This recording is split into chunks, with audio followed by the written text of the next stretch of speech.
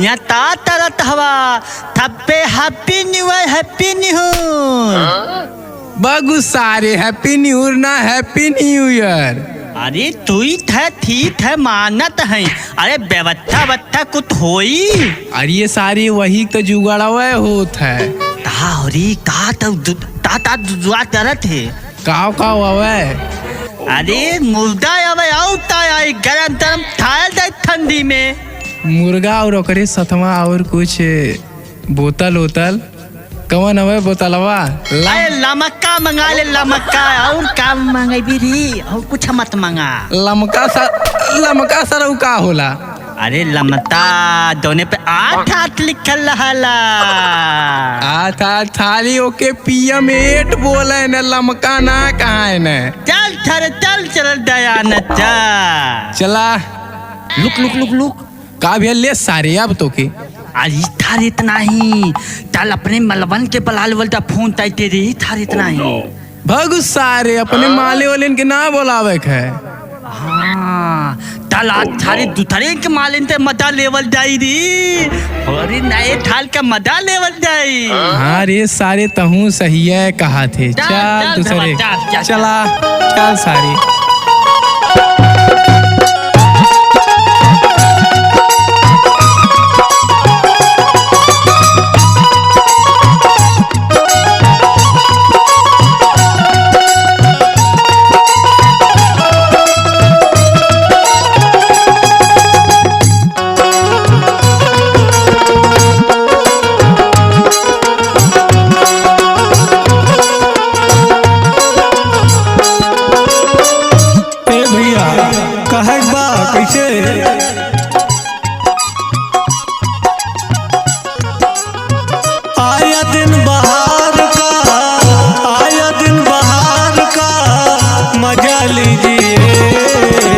दूसरे के माल का मजा लीजिए दूसरे के माल का मजा लीजिए।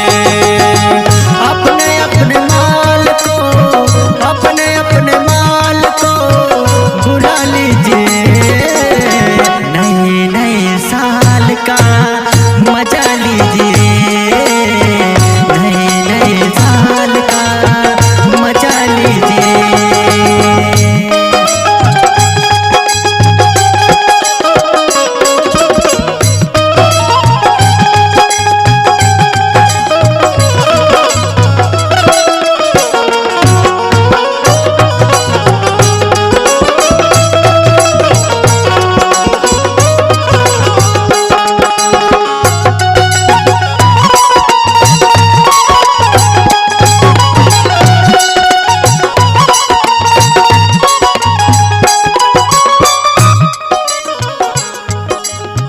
बड़ा दिन हो गया है मुर्गा बनाइए विस्की और आम अपने हाथों से पिलाइए।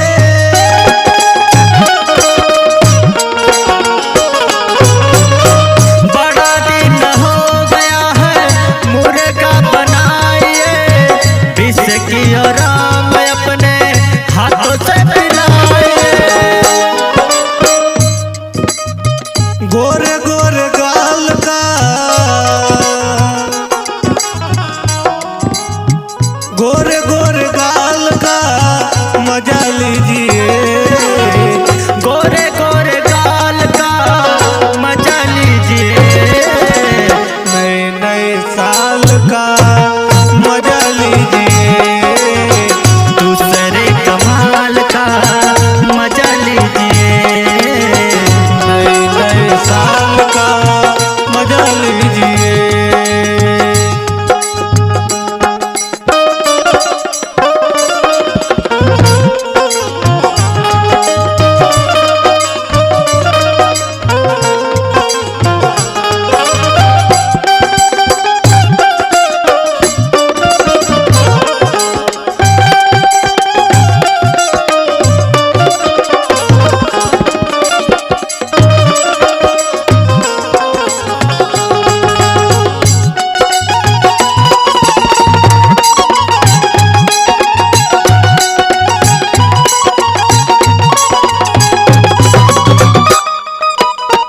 और कहा एक बार भैया कैसे कैसे हो भैया?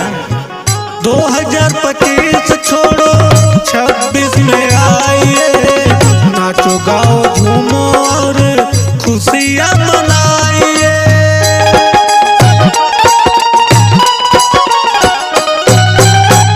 2025 छोड़ो 26 में आइए, नाचो गाओ झूमो और खुशियाँ मनाइए।